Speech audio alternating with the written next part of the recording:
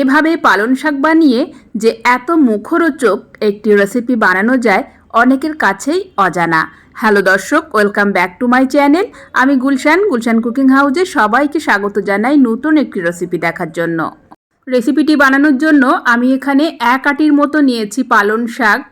পালং শাকগুলো ভালো করে ধুয়ে ক্লিন করে নিয়েছি। এবার আমি একটা কড়াইয়ে 1 গ্লাস জল দিয়ে উপরে এরকম একটা ছিদ্রওয়ালা প্লেট দিয়ে দিলাম।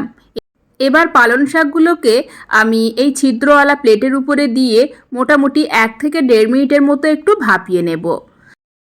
এবার এই পালং শাকটাকে ভালোভাবে ভাপানোর জন্য আমি এখানে একটা ঢাকনা দিয়ে ঢেকে দিলাম। দিয়ে আমি 1-1.5 মিনিটের মতো এখন জাল করে নেব। 1-1.5 মিনিট পর আমি ফিরে এলাম। পালং শাকগুলো কিন্তু খুব ভালোভাবে ভাপানো হয়ে গেছে। এখন আমি একটা প্লেটে তুলে নিলাম। এবার এই পালং শাকগুলোকে একটু ঠান্ডা করে নিতে হবে। এবার একটা ছুরির সাহায্যে আমি পালং শাকগুলোকে এভাবে একটু কেচিয়ে নিচ্ছি। চাইলে আপনারা একটু ম্যাশ করেও নিতে পারেন। তো এখানে পালং শাকগুলো এভাবে একটু ম্যাশ করে নেওয়ার পর এবার আমি এই পালং শাকে দিয়ে দেব পেঁয়াজ কুচি, কাঁচা লঙ্কা কুচি। আমি এখানে একটা পেঁয়াজ কুচি নিয়েছি আর 2-3টে কাঁচা লঙ্কা কুচিয়ে নিয়েছি। স্বাদ মতো দিয়ে দিলাম লবণ, সামান্য একটু হলুদের গুঁড়ো এবং সেই সাথে দিয়ে দিচ্ছি 2 টেবিল চামচ পরিমাণ বেসন। বেসনের পরিবর্তে আপনারা এখানে ময়দা কিংবা চালের গুঁড়ো ব্যবহার করতে পারেন। এরপর আদা এবং জিরা বাটা দিয়ে দিলাম 1/2 চা চামচ পরিমাণ আর একটু বেকিং পাউডার দিয়ে দিলাম খুবই সামান্য পরিমাণ। এটা অপশনাল, চাইলে আপনারা স্কিপ করতে পারেন। এবার হাত দিয়ে সব কিছু একসাথে ভালো করে মিশিয়ে নিতে হবে। তো এভাবে সুন্দর করে সব কিছু মাখিয়ে নেওয়ার পর ঠিক এরকম একটা ডোয়ের মতো দেখতে হবে। এবার আমি এর থেকে অল্প অল্প করে নিয়ে ঠিক টিকিয়ার মতো বানিয়ে নেব। এবার এই টিকিয়াগুলো জাস্ট ভেজে নিতে হবে।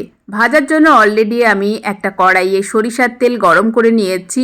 অবশ্যই চেষ্টা করবেন সরিষার তেল দিয়ে ভাজার জন্য, তাহলে এগুলো খেতে অনেক টেস্টি হবে। এবার আমি একে একে পালং শাকের টিকিয়াগুলো দিয়ে দেব কড়াইয়ে। একটু পাতলা করে দিয়ে দেবেন, তাহলে এগুলো খেতে অনেক বেশি ক্রিস্পি হবে। পালং শাকের এই আনকমন মুখরোচক রেসিপিটি অবশ্যই কিন্তু আপনারা বাড়িতে একবার ট্রাই করবেন। তো এখানে সবগুলো দেওয়া হয়ে গেছে। মোটামুটি 1 থেকে 2 মিনিটের মতো লো টু মিডিয়ামে রেখে ভেজে নিয়েছি। এখন আমি পালং শাকের টিকিয়াগুলো উল্টে দেব। তো দেখে নিশ্চয়ই বুঝতে পারছেন টিকিয়াগুলোর কালার কিন্তু অসাধারণ এসেছে।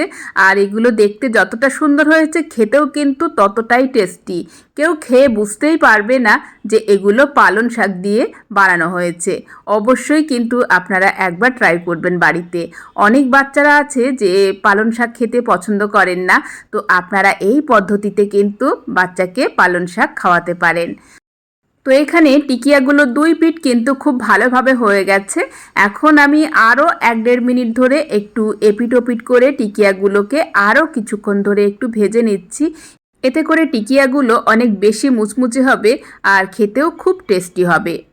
তো এখানে এখন টিকিয়াগুলো অলমোস্ট রেডি।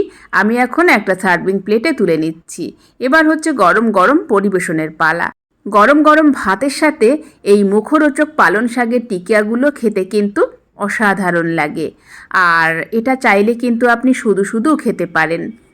আর এই টিকিয়াগুলো খেতে এত টেস্টি যে এটা খেয়ে কেউ বুঝতেই পারবে না যে এটা পালং শাক দিয়ে বানানো হয়েছে। আশা করি আজকের এই ইউনিক রেসিপিটি আপনাদের সবার ভালো লেগেছে। রেসিপিটি ভালো লাগলে প্লিজ একটি লাইক দিতে ভুলবেন না, শেয়ার করবেন, চ্যানেলটিকে সাবস্ক্রাইব করে সাথেই থাকবেন।